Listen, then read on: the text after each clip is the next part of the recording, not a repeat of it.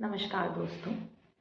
कोई भी चश्मा खरीदते समय लोग अधिकतर उसके फ्रेम के पैसे और स्टाइल पर ध्यान देते हैं, लेकिन कुछ और भी चीज़ें हैं या कुछ और भी पहलू हैं जिन पर ध्यान देना चाहिए। जैसे कि फ्रेम का वेट क्या है, वो कितना कोरोजन रेजिस्टेंट है, वो कितना एलर्जी करेगा आपको। ये सारी चीज़ें भी ज़रूरी होती हैं। वो कितना फ्लेक्सिबल है, ऐसा तो नहीं है कि गिरते ही टूट जाएगा। तो ये सारी चीज़ें भी हैं जो कि फ्रेम मटेरियल को या फ्रेम टाइप को सिलेक्ट करते हुए आपको ध्यान देनी चाहिए। तो आइए आज इस वीडियो में मैं डॉक्टर पल्लवी मिश्रा आई ग्लास फ्रेम कैसे चुने इसके बारे में आपसे बात करूँगी। चलिए शुरू करते हैं।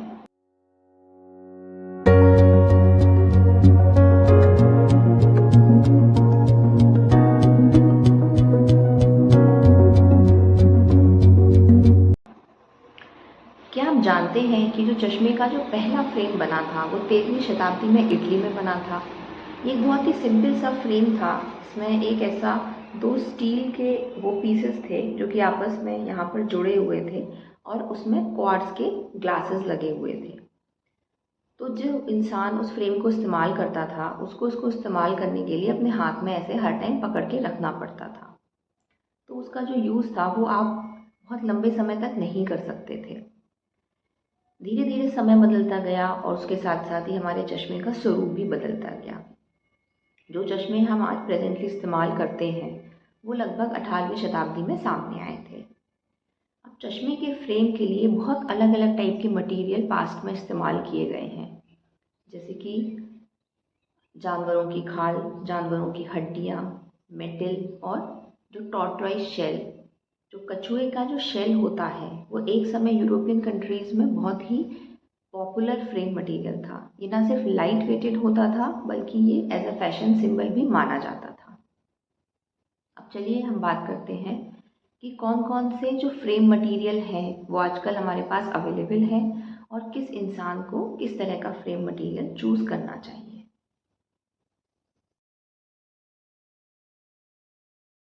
जो आई ग्लासेस फ्रेम मटेरियल आजकल मोस्टली इस्तेमाल किए जाते हैं वो तीन चीज़ों के बने होते हैं। या तो वो मेटल होता है, या प्लास्टिक होता है, या वो रिमलेस होते हैं। मेटल अब कौन कौन से इस्तेमाल किए जाते हैं तो होते हैं टाइटेनियम, मोनेल, बेरिलियम, एल्यूमिनियम और फ्लेक्सॉन।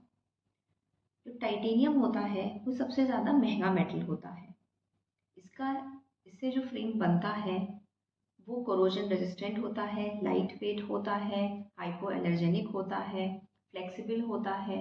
तो टाइटेनियम से बना हुआ जो फ्रेम है वो रफ एंड टफ यूज़ के लिए बहुत अच्छा होता है। दूसरा होता है मोनेल। मोनेल एक अलॉय होता है जिसमें मेनली निकल होता है। निकल जनरली एलर्जी करता है। तो मोनेल से बने हुए जो भी फ्रेम होते हैं उसमें एक कोटिंग होती है जो कि हमारी स्किन को एलर्जी से प्रिवेंट करती है। तीसरा होता है बेरिलियम।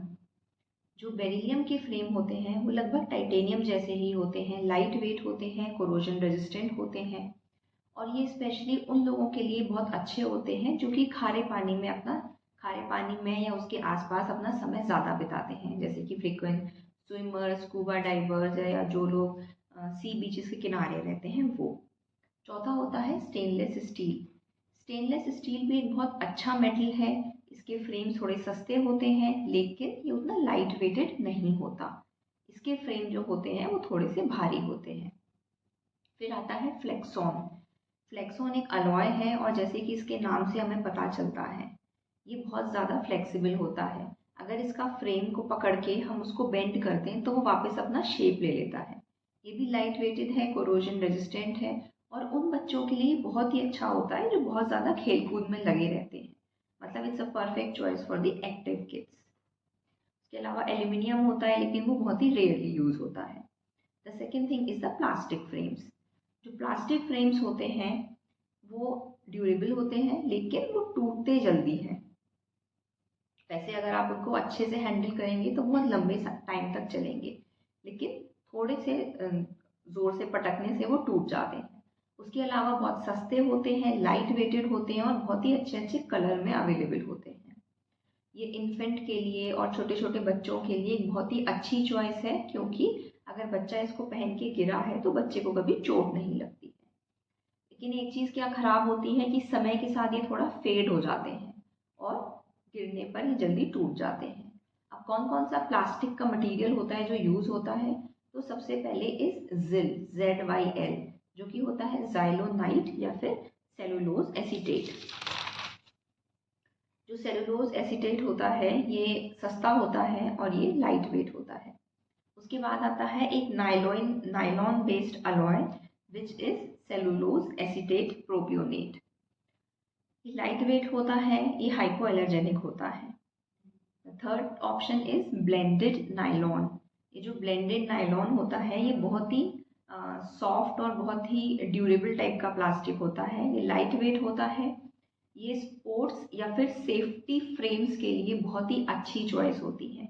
और जो हमारे रैप अराउंड ग्लासेस होते हैं, जो यहाँ से मुड़ मुड़ के ये वाला हिस्सा हमारा कवर करते हैं, वो इस ब्लेंडेड नायलॉन के बने होते हैं। The next material is the Optyl. Optyl ये एक इपॉक्सी का रेजिन होता है which is very malleable on heating. अगर आप इसको गर्म कर देंगे तो ये बहुत आसानी से मुड़ जाता है, तो ये आपके फेस का शेप बहुत आसानी से ले लेता है। इसके अलावा हमारे पास रिमलेस फ्रेम्स होते हैं और इसमें जनरली पॉलीकार्बोनेट ग्लासेस का यूज़ किया जाता है। आई फ्रेम से रिलेटेड किसी भी इंफॉर्मेशन के लिए आप मुझे व्हाट्सएप पर कांटेक्ट कर सकते हैं। मिलते हैं अगले वीडियो में, तब तक के लिए जय हिंद।